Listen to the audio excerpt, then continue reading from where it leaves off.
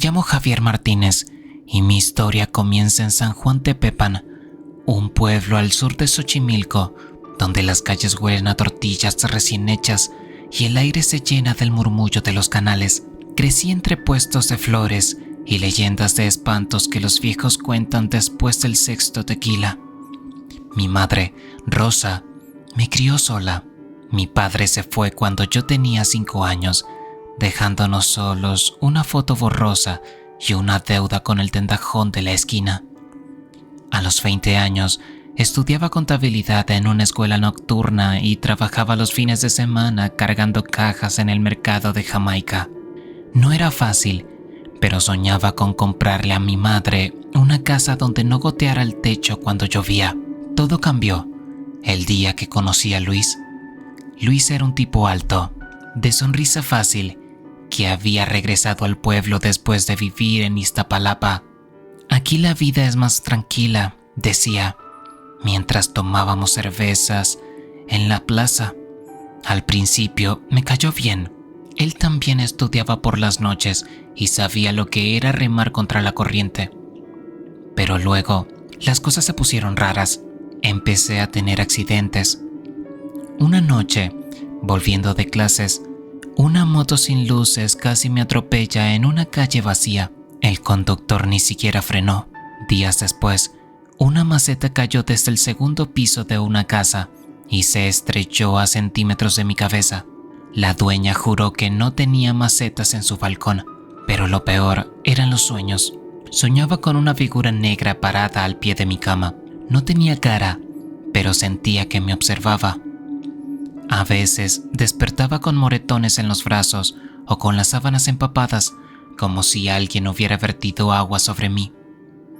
Mi madre notó que algo andaba mal cuando encontró marcas de uñas en mi espalda. «Parece que te arañó un gato», dijo, pero no teníamos mascotas. El dinero también desaparecía. Los billetes se esfumaban de mi cartera, o los clientes del mercado me pagaban con monedas falsas. Hasta mi perro, Canelo, empezó a gruñirle a la puerta de mi cuarto en las noches, como si algo invisible estuviera ahí. Luis siempre aparecía después de cada desgracia. «¿Otra vez mala suerte, Javier?», me preguntaba con una sonrisa que ya no me parecía amistosa. Una vez le conté que había ahorrado para comprarle unos zapatos nuevos a mi madre. Al día siguiente, mi alcancía apareció rota y vacía. La gota que derramó el vaso fue lo del empleo. Conseguí una entrevista en una oficina del centro.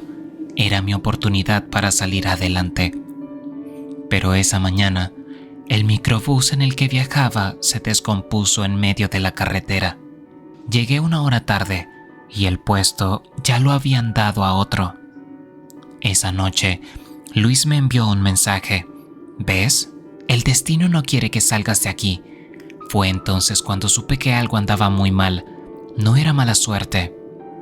Alguien o algo no quería que yo progresara.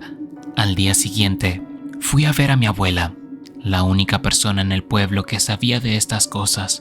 Ella me miró con esos ojos que parecen leer el alma y dijo: «Hijo, esto no es casualidad. Te hicieron un trabajo».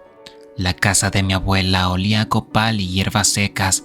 Las veladoras parpadeaban frente al altar de la Virgen de Guadalupe, mientras ella revolvía una mezcla oscura en un cazo de barro. «¿Quién me haría esto, abuela?», pregunté, viendo cómo el líquido burbujeaba como si algo vivo estuviera dentro. «Alguien que te envidia, mijo. Alguien que no quiere verte crecer», respondió, pasando un huevo crudo por mi frente. La cáscara se empañó al instante, como si sudara. Al romper el huevo en un vaso con agua, la yema se deshizo en hebras negras que se retorcieron como gusanos. Mi estómago se encogió. «Mira», susurró, «el mal ya te está comiendo por dentro». Esa noche me mandó a dormir con un puñado de sal bajo la almohada y un crucifijo de madera en el pecho, pero la sombra volvió. Esta vez no se quedó en el rincón. La sentí sentada en mi cama, pesada como un saco de arena, mientras una voz ronca susurraba en mi oído: «Nadie te va a salvar». Al despertar, el crucifijo estaba quebrado en 3 partes. Doña Socorro, la curandera de Tláhuac, Vivía en una casita de adobe con un jardín lleno de plantas que no reconocí. Colgaban raíces negras del techo y un perro flaco me olfateó las piernas antes de gruñir y esconderse. «Te pusieron tierra de panteón en los zapatos», dijo apenas me vio, señalando mis tenis viejos, «y usaron tu nombre en un papel enterrado». Me hizo quitar la camisa y pasó un ramo de ruda por mi espalda. Las hojas se marchitaron al instante, volviéndose negras. «El trabajo es fuerte», dijo. «Necesitamos un gallo negro, azúcar y que traigas algo de Luis». «¿Algo de Luis?» «Un pelo, un pedazo de su ropa, algo que haya tocado». Regresé al pueblo buscando a Luis. Lo encontré en la cantina, riéndose con unos tipos que no reconocí. Su risa sonó falsa, como un disco rayado. Cuando me vio, su sonrisa se congeló. «¿Qué pasó, Javier? Te ves como si hubieras visto al diablo», dijo, sirviéndome un trago que no pedí. «Necesito hablar contigo», mentí. Recogiendo el vaso que él había tocado, lo guardé en mi bolsa cuando no miraba. «¿De qué?», preguntó, inclinándose hacia mí. Su aliento olía a menta podrida. «¿De por qué me estás haciendo esto?». Su sonrisa desapareció. Por un segundo, sus ojos parecieron volverse completamente negros. «No sé de qué hablas», dijo, levantándose. «Pero cuidado con lo que acusas, compadre. La gente aquí es supersticiosa». Esa noche, doña Socorro hizo la limpia. Mató al gallo negro, roció su sangre alrededor de mi cama y quemó el vaso de Luis en un fuego que ardía azul. El humo olía a carne quemada y pelo. «Esto lo debilita», dijo, «pero no lo mata. Alguien más tiene que romper el trabajo». «¿Quién?», pregunté, temblando. «¿Un sacerdote o él mismo?». En ese momento, algo golpeó la puerta. No fue un ruido normal. Fue como si un cuerpo entero se hubiera lanzado contra la madera. El perro de doña Socorro aulló y salió corriendo. «Ya te encontró», dijo ella, apretando mi mano con fuerza. «Y ahora está enojado. El padre Mateo me recibió en la sacristía de la iglesia de San Bernardino». El aire olía a cera derretida y sudor viejo. Sus manos, ásperas como papel de lija, sostuvieron mi rostro mientras me examinaba. «Esto no es una simple brujería, hijo», dijo, quitándose los lentes empañados. «Hay algo peor atormentándote». Me hizo arrodillarme frente al altar mientras encendía 4 veladoras blancas.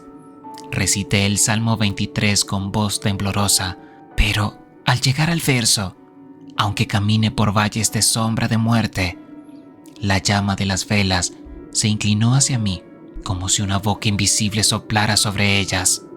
«¡Resiste!», ordenó el padre, colocando un crucifijo en mi espalda. El metal quemó como hielo seco a través de mi camisa. De pronto, mi boca se movió sola. «No es tu culpa, Javier», dije con una voz que no era la mía, áspera y quebrada. «Él me enterró en el canal por error y ahora quiero que él sienta lo mismo». El padre Mateo palideció. «¿Quién te enterró?», preguntó, rociando agua bendita en mi cara. Mis labios se torcieron en una sonrisa que me desgarró las comisuras. «Pregúntale a Luis sobre su hermano». Corrí a casa de Luis bajo la lluvia. Las calles de Xochimilco brillaban como espejos rotos. Lo encontré borracho en su patio trasero, cavando un hoyo junto a un árbol de naranjas. «Luis», grité, empujándolo contra la tierra mojada. «¿Qué hiciste con tu hermano?». Sus ojos inyectados en sangre se abrieron como platos. «¿Quién te dijo eso?», farfulló, oliendo a miedo y alcohol barato. La sombra que me perseguía surgió entonces del pozo que Luis cavaba. Era más alta ahora, con rasgos humanos deformados, una boca sin labios, ojos como pozos negros. «Sí, muéstrale», dijo en mi oído con voz de 1000 insectos. Luis gritó cuando vio la figura. Cayó de rodillas, sollozando. «Fue un accidente. Estábamos borrachos. Peleamos, lo empujé al canal y no salió. Nadie lo encontró jamás». La sombra se extendió sobre él como una capa de aceite. «Mentiroso. Tú sabías que no podía nadar». Regresé a la iglesia, temblando. El padre Mateo escuchó mi confesión, con los nudillos blancos apretando su rosario. La sombra es el hermano de Luis, dije. Quiere venganza y usó mi enojo para entrar en mi vida. El sacerdote asintió gravemente. Los muertos sin paz a veces eligen víctimas inocentes para hacer justicia. Mañana haremos un ritual en el canal donde murió. Esa noche soñé con agua oscura y manos huesudas jalándome hacia el fondo. El amanecer en los canales olía a lirios podridos y gasolina. El padre Mateo llegó vestido de blanco, cargando un viejo misal y una botella de agua bendita que brillaba bajo la luz gris. Luis estaba allí, esposado por 2 policías que no preguntaron por qué un sacerdote los llamó a esta hora. Aquí fue, dijo Luis, señalando un tramo del canal donde el agua se veía más oscura, como si algo bajo la superficie absorbiera la luz. El padre comenzó a rezar en latín. Yo sostenía una vela negra que doña Socorro me había dado, mientras el viento intentaba apagarla. De pronto, el agua empezó a burbujear. Él mintió, retumbó una voz desde el canal, haciendo vibrar los juncos alrededor. Me golpeó con una botella antes de que cayera, y se fue riendo. Luis gritó cuando una mano de agua sucia emergió, goteando, señalándolo con un dedo deforme. Los policías retrocedieron, santiguándose. «¡Confiesa!», ordenó el padre Mateo. «Estaba borracho», lloriqueó Luis. «No pensé que...». No terminó la frase. El agua explotó. Una figura hecha de lodo, pelo y dientes rotos se alzó, goteando algas. Los ojos eran 2 huecos, donde brillaba algo peor que el odio, la soledad de años bajo el agua. «Tú vivirás conmigo ahora», rugió, abalanzándose sobre Luis. Lo que pasó después lo recuerdo en fragmentos. 1, los gritos de Luis mientras la cosa del canal lo arrastraba, sus dedos arañando la tierra inútilmente. El agua tragándolo entero en 3 segundos planos, como si el canal hubiera estado hambriento. 3, el silencio. Los policías huyeron. El padre Mateo se derrumbó, diciendo oraciones. Yo solo miraba mis manos, esperando sentir alivio, pero la sombra aún estaba allí, ahora de pie junto a mí. «Gracias, pero falta algo», dijo. Doña Socorro me esperaba en su choza con un cuenco humeante. «La sombra no se irá hasta que su cuerpo tenga paz», dijo, revolviendo una mezcla de tabaco, miel y cenizas. «Debes sacarlo del canal». «¿Yo solo?», pregunté, recordando la profundidad oscura de esas aguas. «No», respondió, colgándome al cuello un amuleto con huesos pequeños. «Él te ayudará, porque ahora eres su familia». Esa noche volví al canal con una red de pesca y una lámpara. El agua estaba quieta como un espejo roto. «Vamos», dije, sintiendo el frío del amuleto contra mi piel. Al primer intento, la red pesó como si hubiera atrapado a una piedra. Cuando la arrastré a la orilla, vi huesos blancos entre el lodo y una camiseta roja, casi deshecha, pero aún con el nombre de Luis bordado en el pecho. «Sí, ese soy yo», dijo la voz ahora a mi lado, más clara. Cavé un hoyo bajo el árbol de naranja donde Luis había intentado hacerme lo mismo horas antes. Al enterrar los restos, el amuleto se calentó hasta quemarme. «Gracias, hermano», dijo la voz antes de desvanecerse en el viento. 1 año después del entierro, creí que todo había terminado. El negocio de flores de mi madre prosperó y hasta conseguí un buen trabajo en una oficina del centro. Pero en Xochimilco, los muertos nunca se van del todo. Fue una mañana de octubre cuando lo encontré, un montón de tierra negra y flores marchitas en la puerta de mi casa. No era tierra normal, olía a panteón, a raíces podridas, y en el centro, clavado como un dedo acusador, había un alfiler oxidado. «¿Otra vez?», dije, sintiendo cómo el miedo viejo regresaba a mi garganta. Doña Socorro había muerto el invierno pasado y el padre Mateo se había mudado a Puebla. Estaba solo. Esa noche, el sueño volvió. Estaba en el canal otra vez, pero esta vez yo era el que se ahogaba. Manos invisibles me jalaban hacia el fondo, donde Luis y su hermano flotaban abrazados como muñecos rotos. Nos enterraron juntos, dijo Luis, con la boca llena de lodo.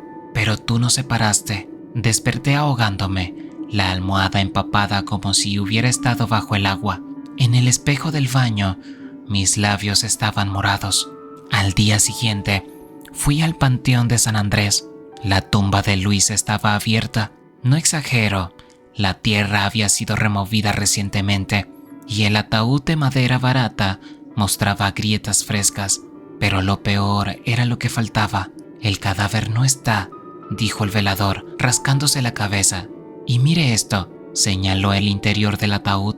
Alguien había dibujado con carbón un símbolo en la tapa, un círculo con una cruz invertida y dentro mi nombre. La señora Rosario, la vidente que atendía junto al mercado, fue la única que accedió a ayudarme. Esto es un llamado, dijo, pasando sus dedos torcidos sobre el dibujo que le llevé. Alguien quiere que Luis y su hermano vuelvan. Por ti. ¿Quién haría eso? Alguien que sabe lo que pasó en el canal. Alguien con más poder que Doña Socorro. Me entregó 3 velas rojas y un puñado de clavos benditos. Ve a donde enterraste al hermano de Luis. Clava esto alrededor del árbol y enciende las velas. Si la tierra se mueve, corre. El árbol de naranjas estaba seco ahora, sus ramas retorcidas como dedos agonizantes. Hice lo que Rosario dijo. Clavé los hierros, formando un círculo y encendí las velas. Nada pasó, hasta que me di vuelta para irme. Un sonido bajo la tierra, rasguños. Lentamente, el montículo donde había enterrado los huesos comenzó a hundirse, como si algo estuviera cavando desde abajo. Las velas se apagaron de golpe, y entonces lo oí. Javier. No era una voz, eran 2. Las raíces del árbol crujieron como huesos quebrados cuando la tierra comenzó a abrirse. De la grieta salió un olor a podrido dulce, como fruta dejada al sol por semanas. Mis manos temblaban tanto que casi no podía sostener la lámpara. Lo que vi en el hoyo me paralizó. Los huesos del hermano de Luis ya no estaban separados. Alguien los había unido con alambre de púas, formando una figura grotesca, 2 cráneos fusionados por la nuca, costillas entrelazadas como jaulas, y en el centro del montón óseo, latiendo suavemente, había un corazón negro y arrugado que no debería estar vivo. Nos unieron, susurró una voz desde el hoyo.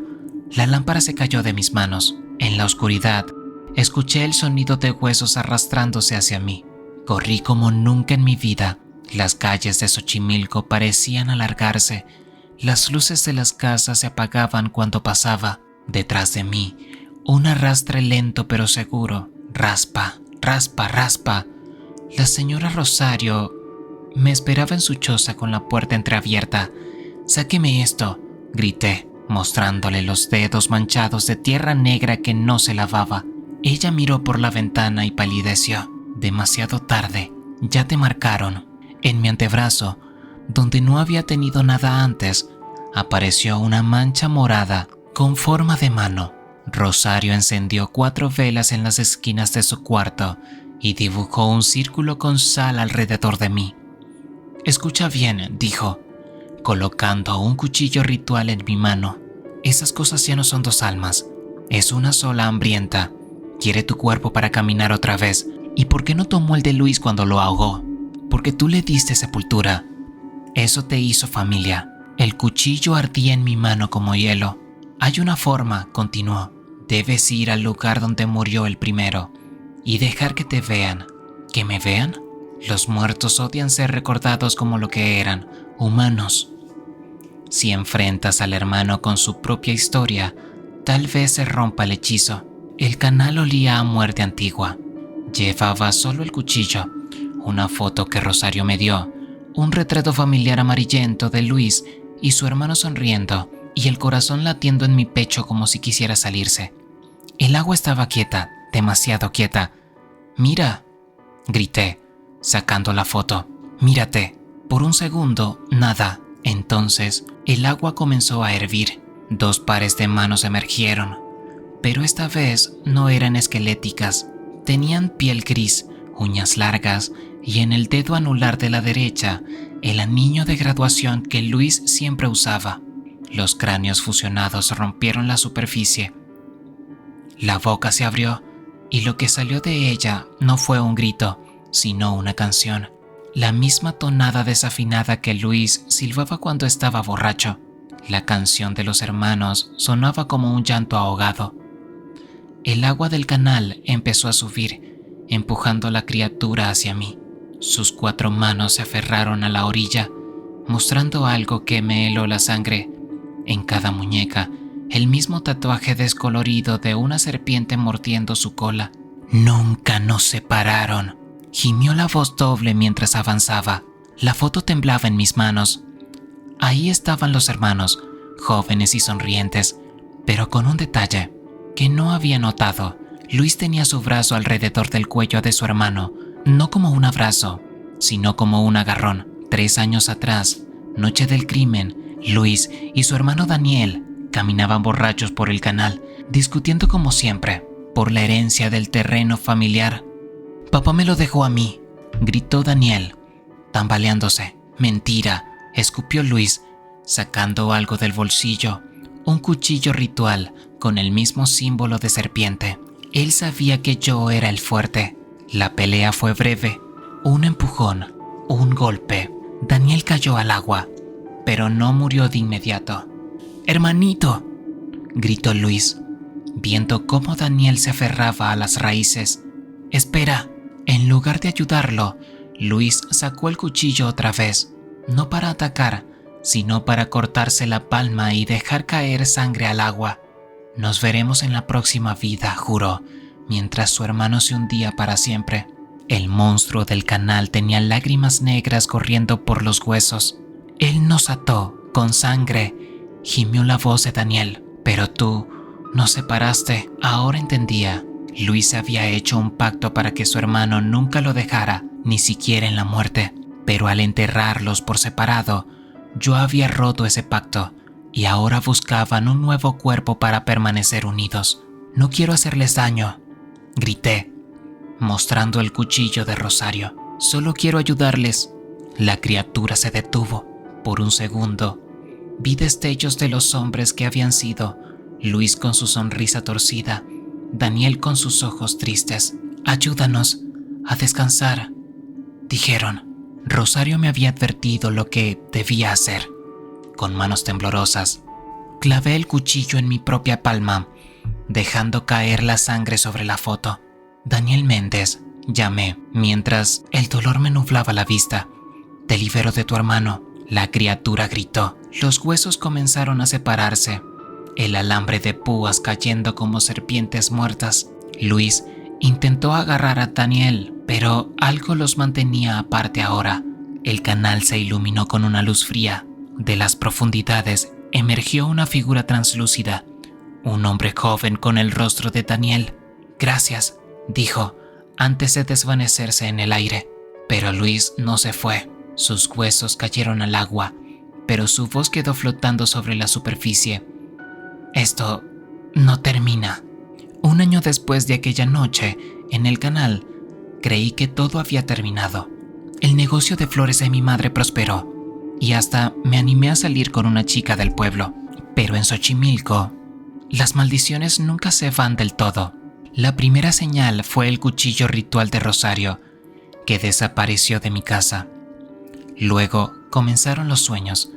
Luis aparecía en ellos, parado al borde de mi cama, con su sonrisa torcida y las manos manchadas de lodo. «Los pactos de sangre no se rompen tan fácil», me decía cada noche. Todo culminó el Día de Muertos, cuando encontré el altar que mi madre había preparado. Entre las velas y las fotos de familiares difuntos, había un objeto que no pertenecía allí: el cuchillo ritual, clavado en el centro, con una cinta negra atada al mango. Debajo, una mancha oscura se extendía sobre el mantel, como si la hoja estuviera sangrando.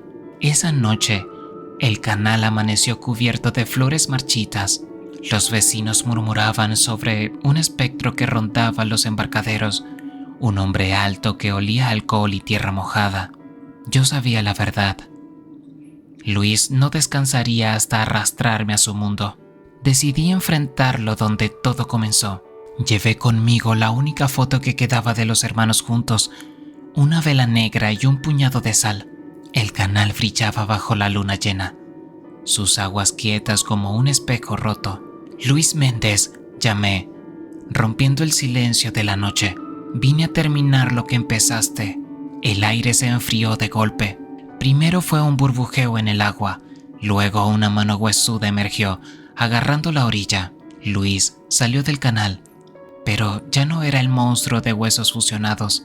Parecía casi humano, excepto por los ojos que brillaban con un fuego negro. «Tú me quitaste a mi hermano», dijo con voz rasposa. «Ahora me darás algo a cambio». Encendí la vela y esparcí la sal entre nosotros. «No te daré mi cuerpo, pero sí tu libertad». Le mostré la foto, donde ambos sonreían antes del odio.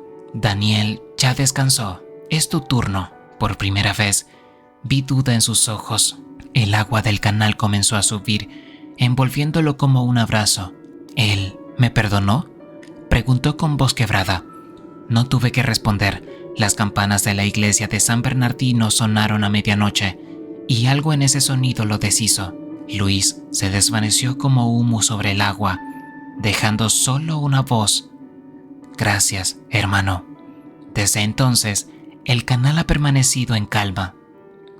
A veces, cuando paso por ahí al atardecer, creo ver dos figuras sentadas en la orilla, riendo como en la foto, pero cuando miro de cerca, solo hay juncos meciéndose con el viento. El cuchillo desapareció esa noche.